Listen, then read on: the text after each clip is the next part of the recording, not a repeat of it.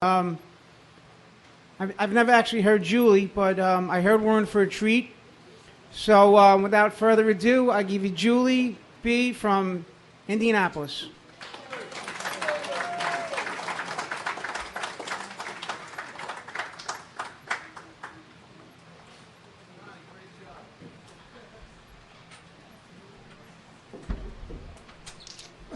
Good evening.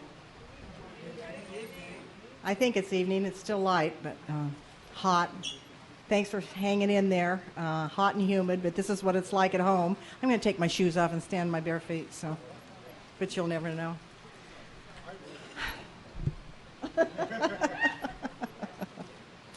Well, my name is Julie, and I'm a grateful member of Al-Anon. I'll start a little bit with the beginning of my childhood, what I remember of it. Some very good, some not so good. I think that goes for a lot of us in this room. I was born a few years ago in Cheyenne, Wyoming. My parents had been married for 3 or 4 years, and I came along, and I was the apple of my father's eye. My father came from a very large family. He was one of 12. And they would play a very important part of my life early on in my childhood. The war came along, and my mother died. The surgery was successful, but the patient died. That's in those days they used to have surgery, and they'd let you lay in bed for 2 weeks, and then they'd get you up, and then you'd go home. She sat up to get dressed, and my father was on his way to pick her up, and he got there, and they said, "I'm sorry, Mr. Bailey, your wife is dead." My father never recovered from that. I remember one time, the last time I saw my father that we spoke, he came out to visit Gary and I, and I have a very, very lovely stepmother that I always called Mom, because she really did raise me from the time I was 6 on. And Gary and she were talking in the garage, and my dad walked by me in our kitchen in Indianapolis and said, "We would have been married 50 years ago today," and kept on walking. And I could never talk to him about her because he would begin to cry. And I did not want to begin to cry, and I did not want to upset my stepmother. So I think one of my biggest regrets is that I never confronted my father, go out and have a cup of coffee when we would go back and say, "Tell me about my mother." Because I learned from my grandmother, his mother, that she was a wonderful woman, and everybody loved her, and she walked on water. Now, we all know that probably didn't happen at all, and those things get blown out of proportion, but I do know that she's a lovely lady. So my father was stuck with 2 little kids. It was just before my 4th birthday or 5th birthday, I can't remember, and my brother was 6 months old. And so my aunt came, his sister, and watched us for a while, and then my father remarried. I must truly say that I was never treated like the red-headed stepchild that I was. She always treated me as a daughter. I always felt like a daughter. And my childhood was pretty good. We had friends that had a ranch outside of Cheyenne, and we spent many, many hours there, many, many weekends there. The booze would flow, and they'd play poker in the old ranch house, and I remember sleeping upstairs and listening to what was going on downstairs. My father always loved it on the ranch, always wanted to go back to the ranch, but never did. And so that's where we spent our weekends a lot of the time, and if it wasn't there, it was at family things at Grandmother Bailey's house, and the family would stop by. And when you have 12 children and most of them lived in town, there was a lot of stopping by and a lot of visiting and that sort of thing. And so I grew up with a ton of cousins and a ton of aunts and uncles, and Christmas was like a storybook, Santa Claus knocking on the door and booze and fudge and whatever. So that's what I grew up with. And pretty idyllic childhood. You could let kids in those days run in the street. You didn't have to worry about somebody grabbing them and taking them, the good old days. I met Gary. I must have been a sophomore in high school. I must admit it. And I knew about him because my best friend in the whole world, Gary was going out with her sister. And she and I used to sit in the back of the car, and we'd pick Gary and Marlene up from the dance and take them out to where he lived. So I knew who he was. And he was a year older than I was. My father never wanted me to date anybody older than I was. But what he didn't know wouldn't hurt him. And so I had gone to a basketball game one night with a guy by the name of Kenny. I can't remember what his last name is. And we were all out at the park after the basketball game playing on this old engine in the park. And as I remember it, and we disagree on this, but as I remember it, he came up and he took my hand from Kenny and we walked away. And he and his friend Bob used to hang around together all the time. And so it was, for the most part, it was Julie, Bob, and Gary. We went everywhere together. And he later told me when we were having some difficulties, when we drove around that night, that's what you did in the 50s. There wasn't a lot of entertainment going on in Cheyenne, Wyoming in the 50s. And so you ride around. You go from the A&W to the Al-Inn, and you get the French fries, and, you know, you just keep. I put 100 miles on a car one day, and my dad said, "Did you go to Denver?" No, we were just driving back and forth. So anyway, when he dropped me off that night, he said, "I'll call you." And he used to say that was the biggest mistake he ever made, is that he gave me that call a second time. But anyway, we began to date. We dated and we'd fight, and we'd date and we'd fight, and we'd date and we'd fight. And so that was pretty much a lot of our dating years. He went off to the Army, and I had a senior year to complete, and we had broken up. He was going with a really cute little freshman, and her name was Gwen. And she and I found out that he was kind of like dating both of us. And so I had said, well, she and I got in the car together and went out to confront him so he could make a choice. And we pulled up to where he was working, and I think he kind of gulped a little bit. And I said, okay, make a decision. Either Gwen or me. And he said, Gwen. And I was not expecting that. So he went on to the Army, and I had my senior class picture taken. I got his address where he was in Fort Leonard Wood and sent him a senior class picture in an envelope with no writing on it. And then his friends called and told me how cruel that was and how mean that was to him. And so we began to write back and forth. Bottom line is, he came home in March or April, I think, and by August I was pregnant and married. Now, that isn't the way I wanted to go. And I knew that I was not a child that would go to college. I knew what I would do in college. I was not a great student, and I knew that I would blow my folks' money. So I had not planned to go to college. I don't know what I was planning to do. Really didn't have any plans. But I ended up having plans. So we got married. We had this little girl.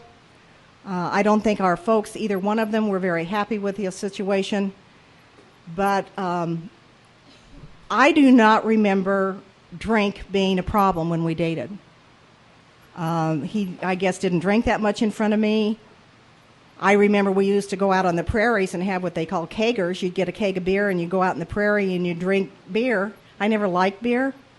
We'd run down to Colorado because you could eat down there at 18 instead of 21 in Wyoming. That was real great because you had teenagers on the road at 16 driving drunk down to Colorado and back. So that was real great. And he began not coming home at night, and he began having problems getting the paycheck home. And I couldn't figure out what was going on. You know, what am I doing wrong?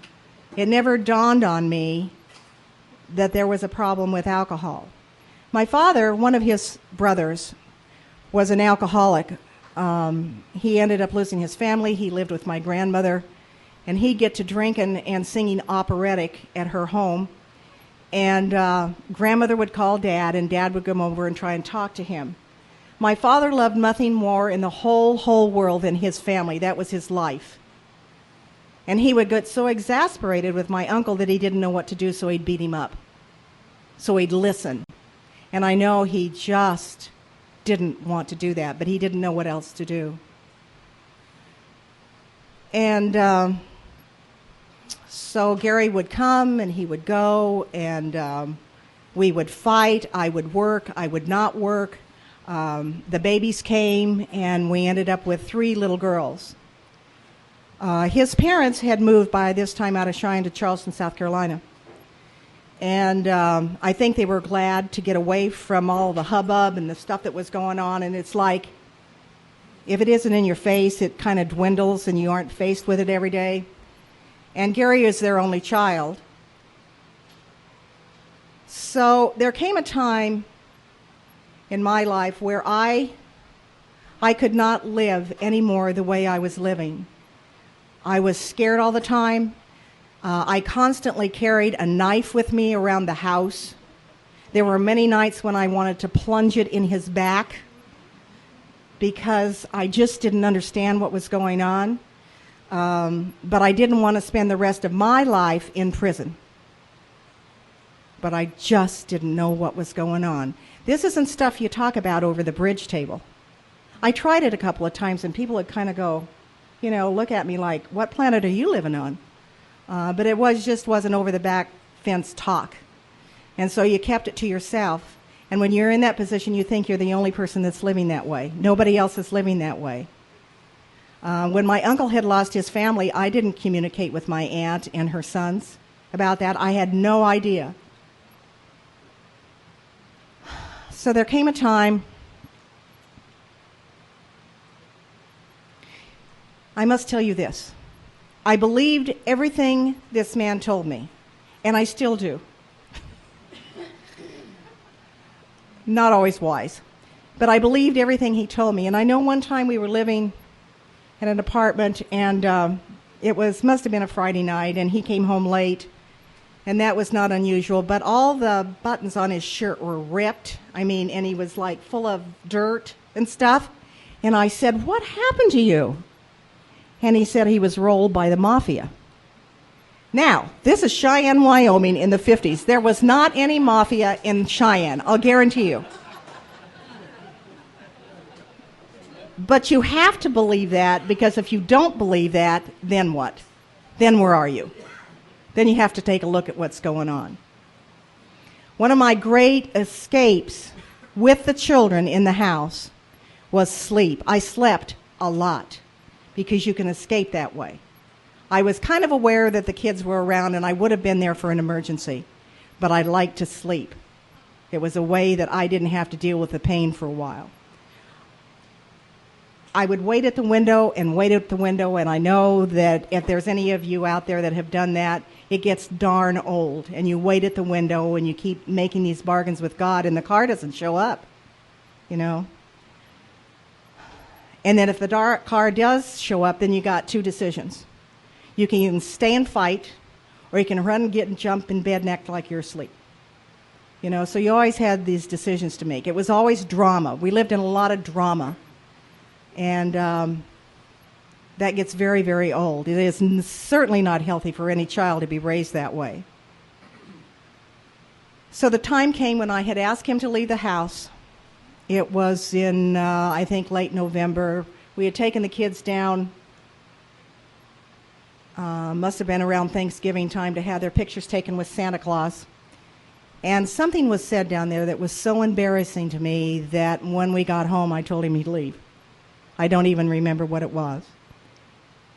And so he went over and lived with a guy that was a beer distributor for a company in Cheyenne. And I did not know what I was going to do. At this time, I was unemployed. I did not have a car. He took the only car. And a lot of what I tell you is things that I kind of remember, but there's a lot that I have blacked out. You talk about an alcoholic living in a blackout. Talk to some people who have lived with alcoholism and didn't ingest it. They will tell you that they have blacked out too. There are things that are too painful to remember. It's just easier not to remember. But I do remember that I got a telephone call one afternoon, and he's wanting to come by to say hello to the kids.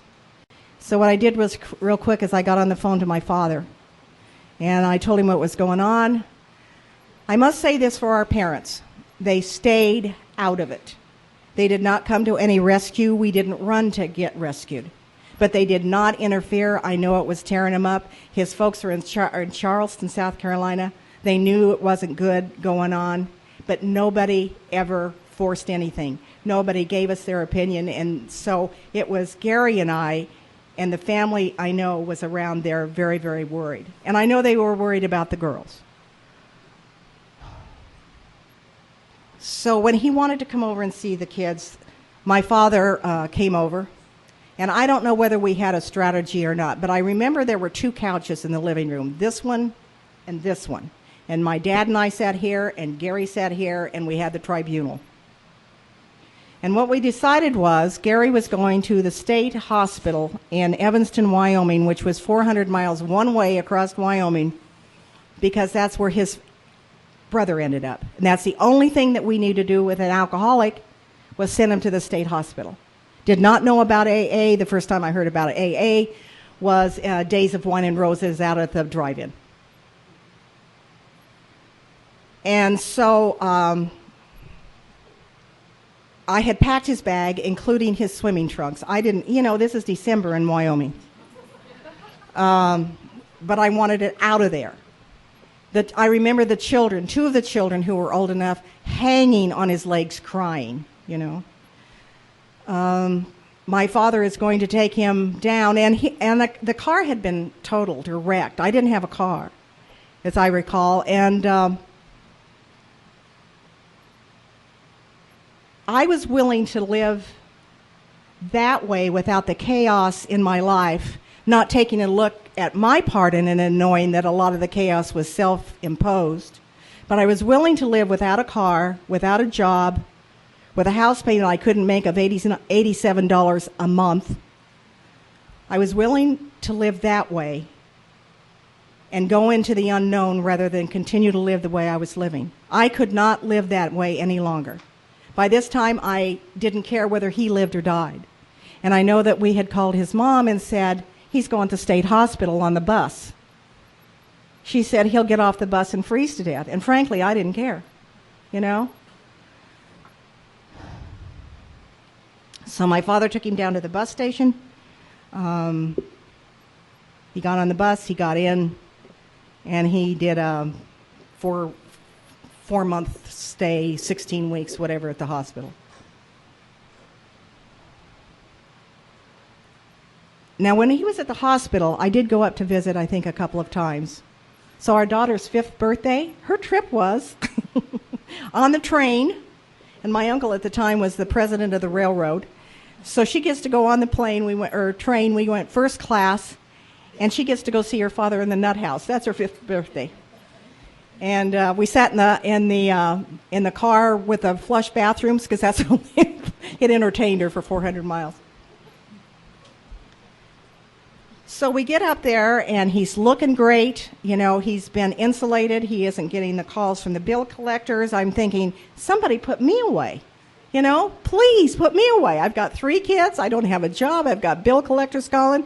I had to get rid of the house and move in with friends and rent the house out, who, by the way, people that leased it or rented it from us, alcoholic. And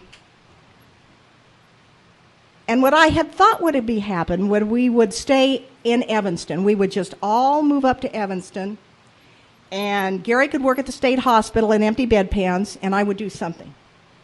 And he would stay sober, and I would be okay if he was sober, and we would go on with our life. That's what it was going to be.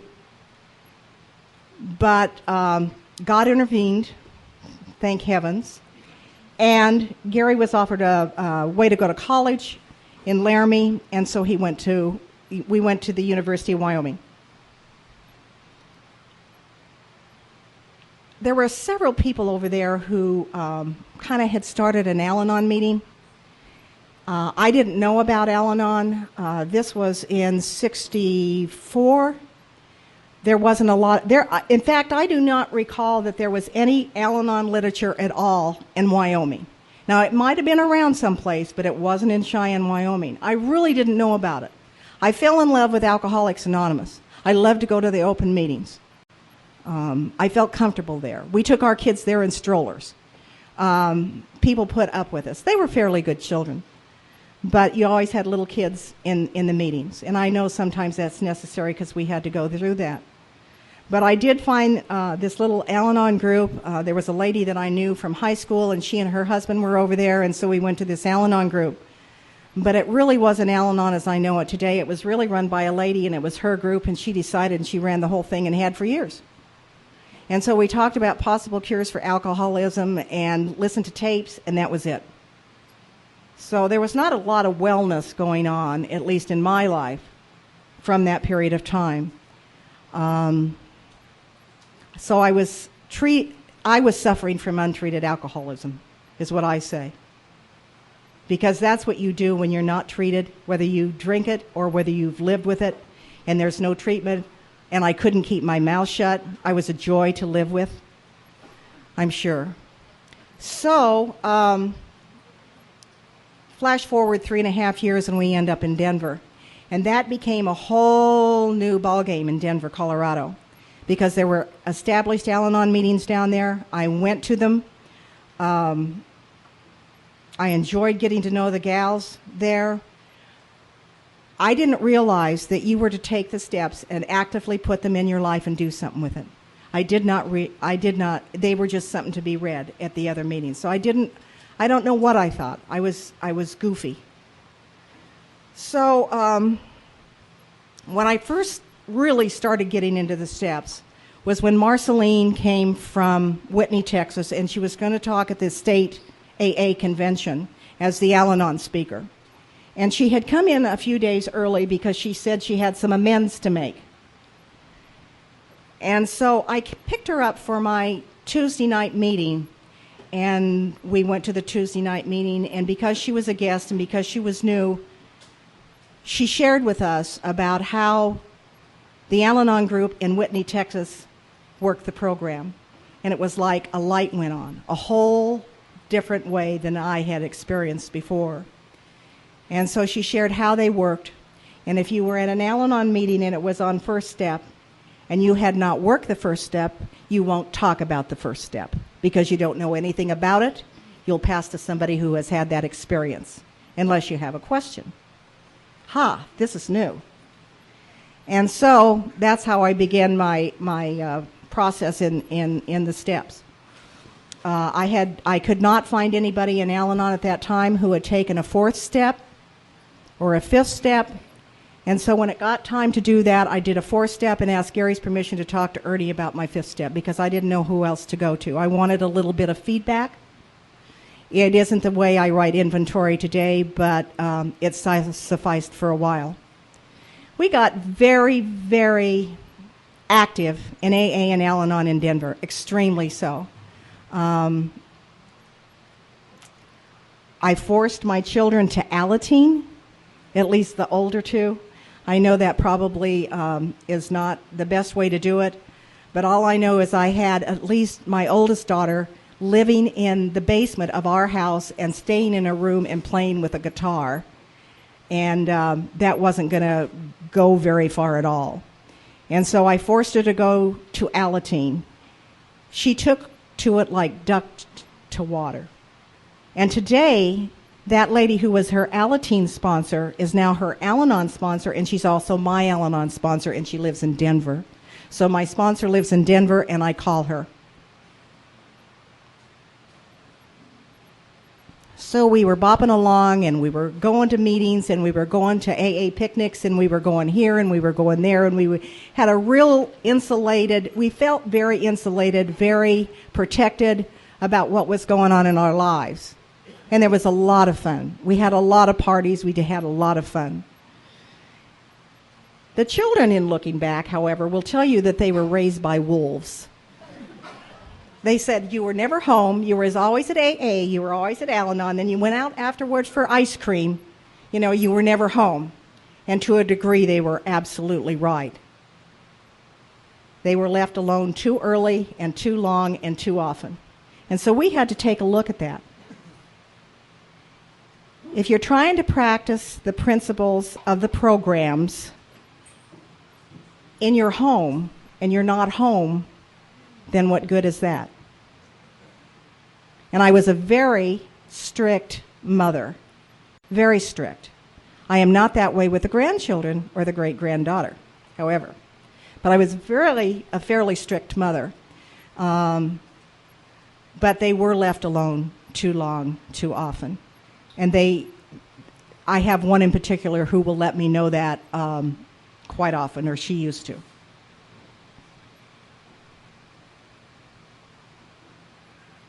So we were bopping along. We were having this great time. We were going to meetings. We were going to conferences. One of the first conferences I ever went to was Don and Joyce and Gary and I got in the car and we went over to Liberal, Kansas in January. Now, that isn't a place you want to be in January, is Liberal, Kansas. It is freezing. There are blizzards. There is wind. But that was their first conference, and I think it was our first conference. You know, and there were people there, old-timers who are not with us any longer, who made an impact on us, that we wanted what they had. When I saw Marceline, and she stood at the podium and talked, I thought, I want what that lady has. She was gracious, she was kind, she was glittery, she had something that I wanted. I never got that, but it was something that I could look forward to, that there is recovery in this program.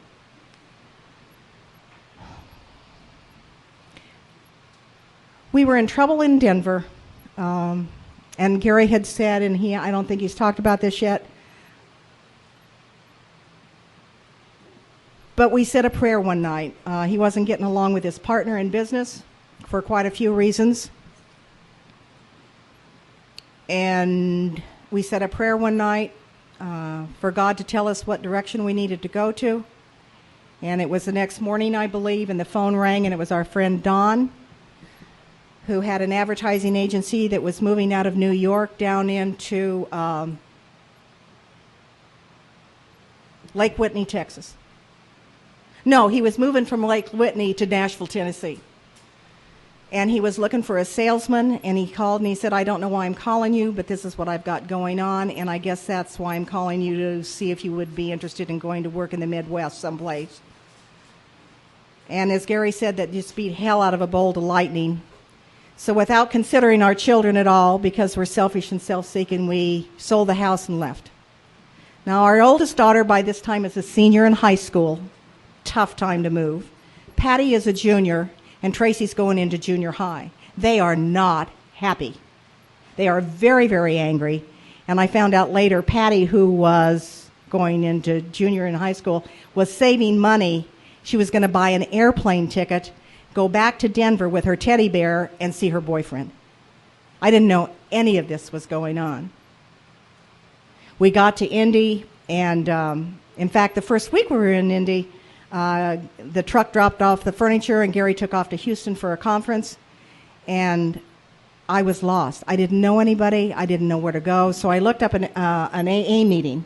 At that time, most of the Al-Anon meetings were like second and third Wednesday or fourth and fifth Thursday, it was just crazy. You couldn't figure out when the Al-Anon meeting was. So I thought, I've always felt at home in an AA meeting as I ever have in an Al-Anon meeting, in fact, more so sometimes. And so I found this little meeting, and it was a dark country road because we lived out, and I didn't know where I was going, but I drove there as fast as I could get there, and they said, oh, I'm sorry, honey, the Al-Anon meeting is next week. And I said, I'm staying here. Please let me stay here. It was an open meeting, so I stayed. And I felt finally, that maybe there was hope out there, because I was scared.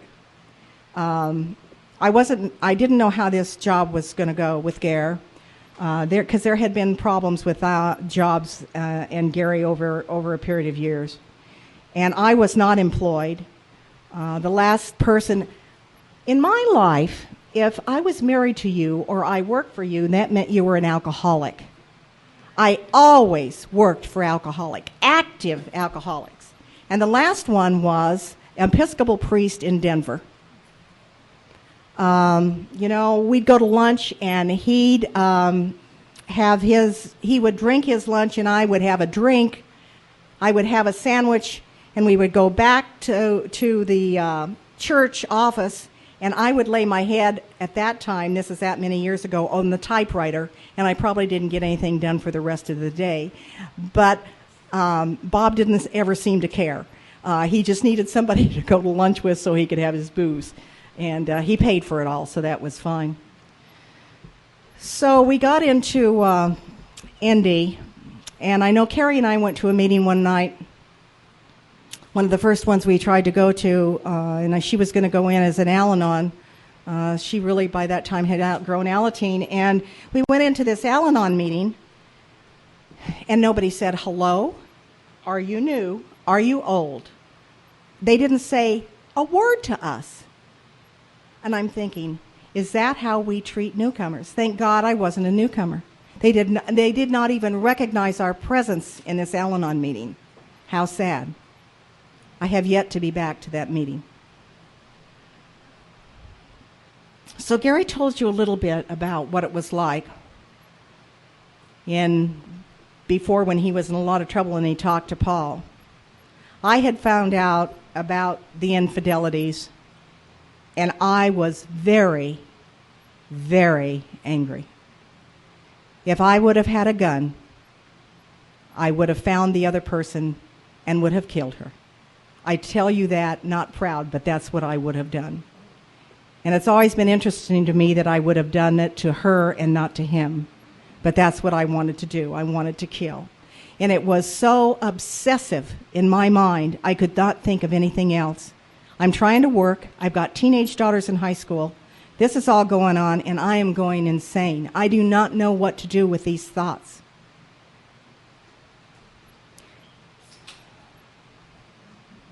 What I started to do to keep from going insane 24 hours a day thinking about this and replaying and what I was going to do and how come and why and how dare, when they would pop into my mind, I would ask God to please remove them. And I remember exactly where I was, and I would go by this church where I knew she had been one time, and that thought would come into my mind, and I'd say, God, please remove this obsession. I cannot do this any longer, and pray about it. And one day I realized that I wasn't thinking about it all my waking hours. It was maybe 20 times a day. But I always use that way to try and give it over to God, because for me, I never get rid of anything until I have worked it to death. I have tried all the ways there is to take care of something, and finally I will come to God and ask for help. And then I realized several months later that I hadn't thought about it for a long, long time. But I must tell you that for a long time I didn't let Gary forget about it. That is not fair either. There are two people in a relationship, and we had to mend our relationship. After we had sold the house, they never did do Al-Anon right in Indianapolis. I loved my Denver meetings. After we had sold the house, we were out walking one day, and I said, what do you think if I just quit going to Al-Anon? You're sober a long time now, the kids are gone, everything's pretty good, and I really don't need Al-Anon anymore. What if I just get real involved in church? What's he going to say? Well, I never got real involved in church. I just didn't go to Al-Anon anymore. I would go to open AA meetings thinking that that was going to substitute. It did not. And lo and behold, our oldest grandchild, who lived with us for the first 2 or 3 years of his life, came down with alcoholism. Surprise, surprise. And I began to fret and stew and worry about him like I did the alcoholic. But you see, it is easier to divorce an alcoholic than it is a grandchild. That's your blood running through their veins. And I remember many, many, many, many nights laying there thinking of the scenarios and not sleeping at all and going to work the next morning totally without sleep, of thinking of the scenarios he was in, what he was doing, and I'm sure he was either passed out or asleep and did not know. Probably will never know. I didn't go without sleep. That isn't his fault, that's mine. That's the position I had put myself in because I quit getting help. I was afraid of the telephone. I didn't want to answer the telephone. I was afraid he was going to show up at my doorway. I was afraid of him, not that he has ever tried to do anything. If Gary had a speaking engagement outside of town, I was terrified to stay by myself on the weekend. I did not want to be left alone. I didn't think it was fair of Gary to do that. On and on and on. And you get bound up in that old fear again that I had been before, only it's worse this time because there's an answer and you haven't used it. You just put it away. And so we were at a function for AA couple, and it was their wedding anniversary, and it was a huge dinner, and Gary and I showed up, and there was a table there with some empty chairs, so I brought my plate of food over and I said, "Do you mind if we join you?" And this male Al-Anon, I did not know that at the time, says, "Are you AA or Al-Anon?" And I said, "I used to be Al-Anon." And he said, "What, did you get cured?" I thought, oh, give me patience. So I sat down and I introduced myself, and then Gary came to the table, he introduced himself, and the chit-chat's going on. And a lovely lady who I've known for years and years and years was across the table from me. And by this time I had retired from my job at United Way, and I'd been there for about 21 years. I had done a fairly good job there, and I rose from working from the Volunteer Action Center into being the executive secretary for the president. And I ran that string for about as long as I could run it before we killed each other. And then I finally retired. So I'm retired. I'm not doing anything, and don't know. I never prepared to retire. I didn't have a hobby. I never thought I could probably afford one. And I'm, like Bob said, he's a loner, and he said that more than once. I am too. I'm comfortable with myself in my house. I could live in my house for a month and never leave and be perfectly happy. So Carol looks across the table from me, and she said, "Julie, I'd like to invite you to our Tuesday morning Al-Anon. It's now at Club East. It begins at 10:30 in the morning. Please join us." And I thought, what a great invitation. And I knew that meeting because I've gone to that meeting before.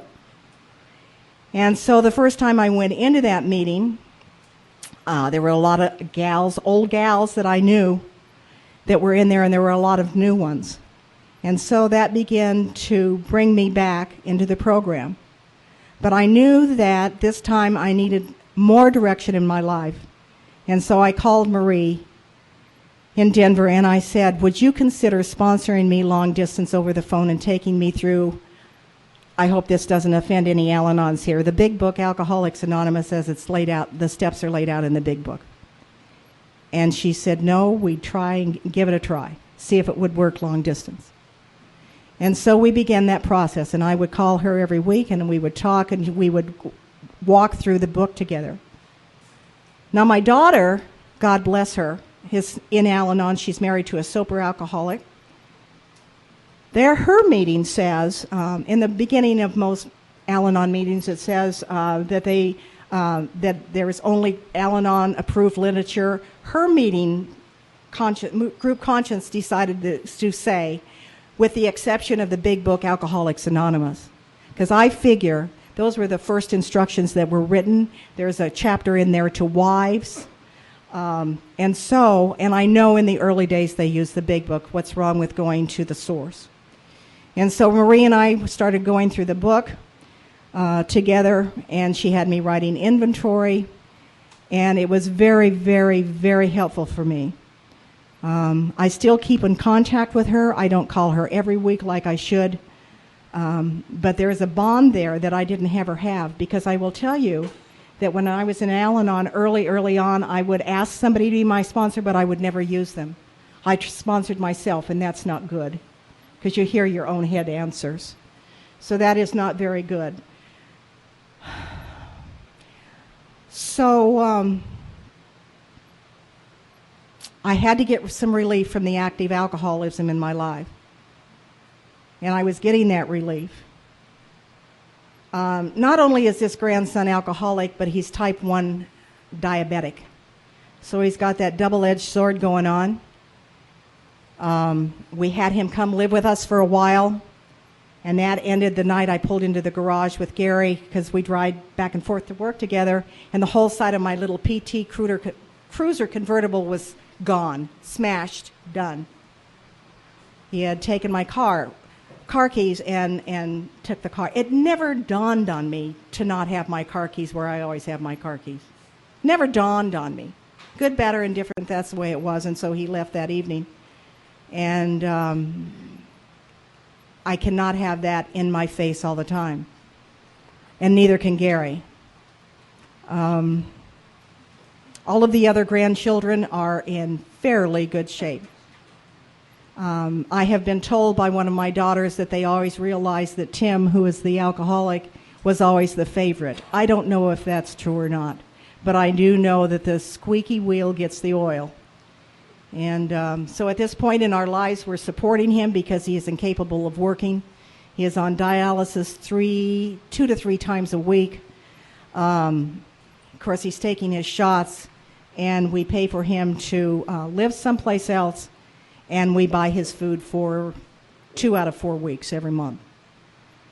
It's not what I want to do. It's not what we had ever planned to do, but that's the way it is today.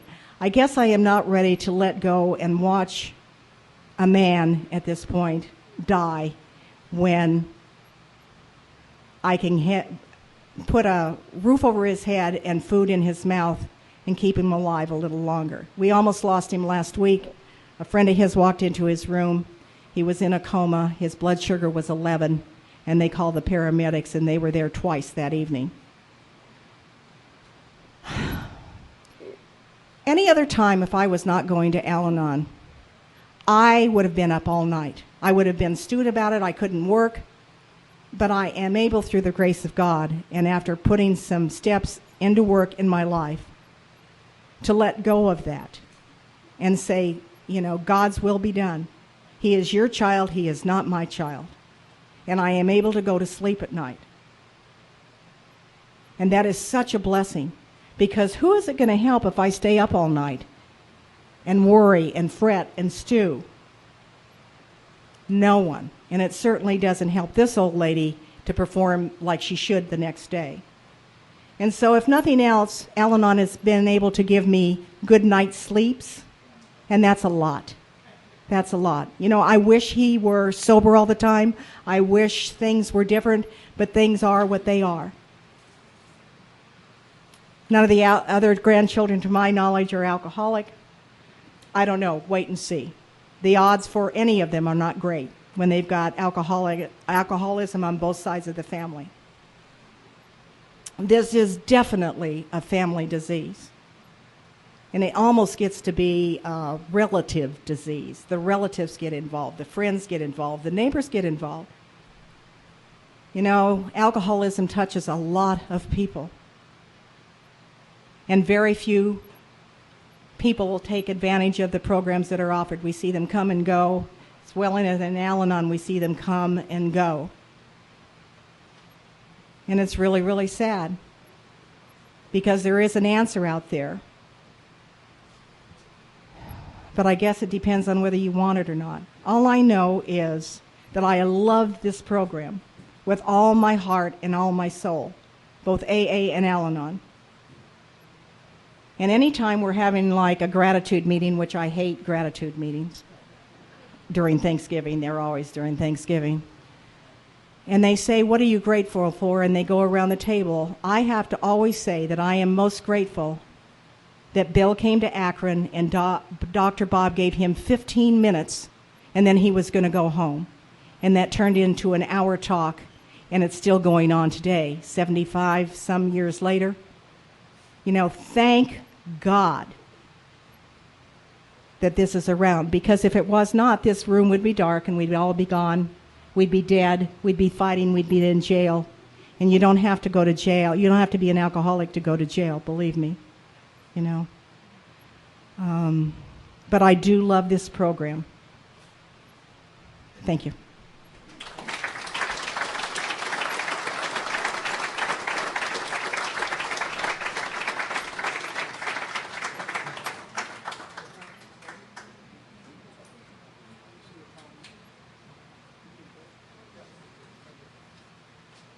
All right, we're going to take